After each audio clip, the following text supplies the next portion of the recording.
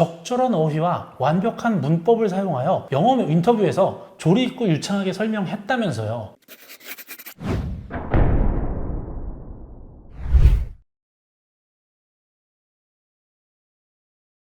안녕하세요. 입시에 대한 만 가지 이야기 UOS 입시 만담의 이석준입니다. 안녕하세요. 입시 정보로 가득한 이야기 UOS 입시 만담의 조경현입니다. 네, 오늘은 서류 기반 확인 면접에 대한 이해를 좀 같이 해보려고 해요.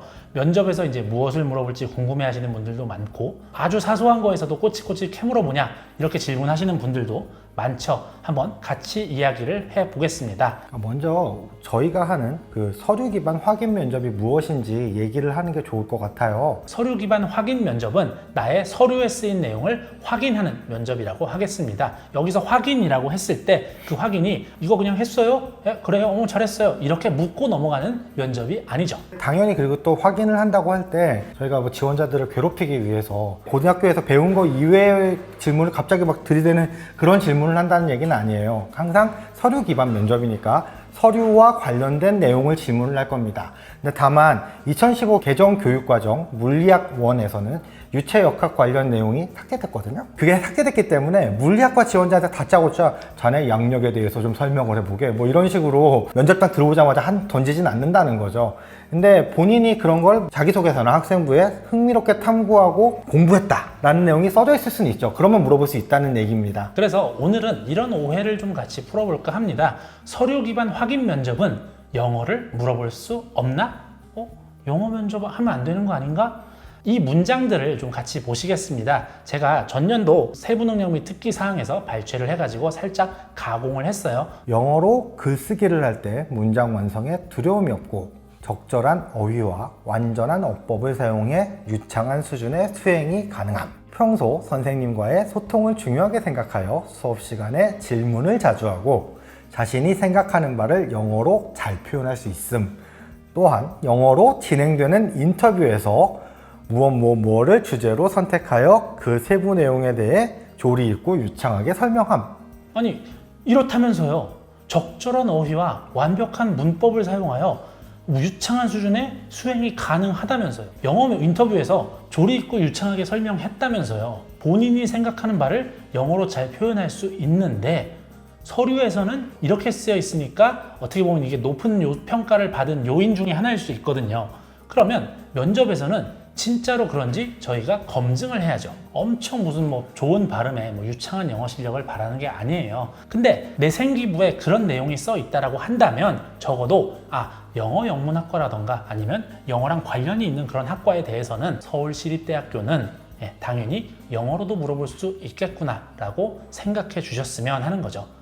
보통 저희가 제시문이 없고 서류 기반 면접이라고 하니까 많은 분들이 물어보는 게 그럼 되게 면접이 쉽나 봐요 이렇게 물어보시거든요. 아마 그렇게 생각하는 거는 저희가 물어볼 수 있는 범위가 학생부와 자기소개서라고 생각을 하기 때문에 별 물어볼 게 없을 것이다 라고 생각해서 그러는 것 같은데, 사실 학생부는 학생이 공부한 내용이 굉장히 포괄적으로 넓게 많이 담겨 있습니다. 전자전기 컴퓨터 공학부에 지원하는 학생의 세특을 보면 이제 이 학생의 활동이 센서라던가 반도체라던가 그런 거에 관심을 많이 가지고 있을 수 있어요. 그런데 이 학생이 가령 물리학 1에서 100점을 받았어요. 그리고 선생님이 뭐라고 써주셨냐면 물리학 1 교과 내용을 정확하게 잘 이해하고 있으며 실생활에서 예를 잘 찾아 설명하고 이렇게 세특에 나와 있단 말이에요. 그러면 저는 여기서 우리가 본인이 직접 탐구하고 발표한 게 아니더라도 기본적으로 전자기 유도 현상이라는 개념이나 법칙에 대해서 물리학원에서 배우기 때문에 이것을 충분히 면접에서 설명하라 라고 요구할 수 있다고 생각을 합니다. 내 생기부에 내 물리학 1 점수가 100점이고 그리고 교과 담당 선생님이 이 학생이 물리학 교과 내용을 잘 이해하고 있다고 썼으니까요. 보통은 그 학생부와 자기소개서 등에서 본인이 중점적으로 활동한 활동 그리고 내용 이런 거에 대해 의미를 가지고 물어보게 될 거예요. 근데 학생이 본인이 중요하다고 생각한 거에서 물어볼 수도 있지만 지금 말씀하신 바대로 그 학과에서 중요하다고 하는 것도 저희가 물어볼 수 있다라는 거죠. 그게 바로 서류 기반 면접이라는 거고, 어쨌든 서류 안에 있는 내용을 물어보는 거라는 거는 맞는 얘기니까요. 그리고 내가 한 활동을 할 때요, 그게 의미 있게 느껴진 경우에도 당연히 추가적으로 심화 질문을 할 수 있다고 생각을 합니다. 어차피 그 활동을 했다라고 써 있는 건 맞으니까 이거 했어요? 이렇게 묻지는 않겠죠. 오히려 심화해서 들어가서 그 활동을 왜 했는지 하면서 무엇을 느꼈는지 그 내용이 무엇이었는지 더 나아가 예를 들어서 토론이라고 해볼게요. 토론이라고 한다면 내가 어느 쪽에 섰는지 내 주장은 뭐였고 근거는 뭐였는지 지금도 여전히 그 생각에 동의하냐고 아니라면 왜 아닌지 지금 본인의 주장이 그렇다면 그것에 반대되는 이러한 내용에 대해선 뭐라고 답할 겁니까? 라고 면접자가 즉석에서 물어볼 수도 있는 거죠. 이게 꼬리 질문을 하다가 학생이 그거에서 좀 더 발전된 개념을 지금 내가 알고 있다라고 한다면 그거에 대해서는 본인이 얘기를 한 거니까 저희가 물어볼 수 있는 거죠. 여기저기서 사실 계속 말씀드렸지만 일단 저희는 평가를 하다가 학교 생활기록부에 그렇게 써 있다라고 하면요 그거는 100% 믿어요. 근데 이제 면접에 가면 그때부터는 정말로 검증에 들어가는 거죠. 그리고 그 검증에 통과한 학생들만 그 결격을 받지 않고 최초 합격부터 후보자까지 점수를 부여받게 되는 거고요. 자, 어떻게 보면 지금 공식적으로는 처음으로 결격에 대해서 이 말씀을 드리는 겁니다. 결격이라는 게 어떻게 보면 참 무서운 건데요. 그런데 대학 입장도 한번 생각을 해보시면 서류에서 이러이러한 학생이라고 묘사를 했는데 그걸 믿고 사실은 면접에 올려서 뽑은 거잖아요. 당연히 면접에서 어느 정도의 차이는 있지만 어느 정도 대학에 와서 수학할 능력이 있다고 판단이 되면 결격까지 시키진 않죠. 결격을 당한 경우에는 정말 어느 정도 되면요. 이 학생은 여기 오지 않는 게 학생 본인을 위해서도 대학을 위해서도 서로 좋겠다라고 판단을 한 겁니다. 그러니까 서류의 진실성과 학생의 우수성을 검증하려고 시도했으나 그 결과가 사실은 심각하게 좋지 않은 거죠. 결격은 사실 다 많이 드리는 건 아니고요. 진짜 극히 일부분의 학생만 결격을 당합니다.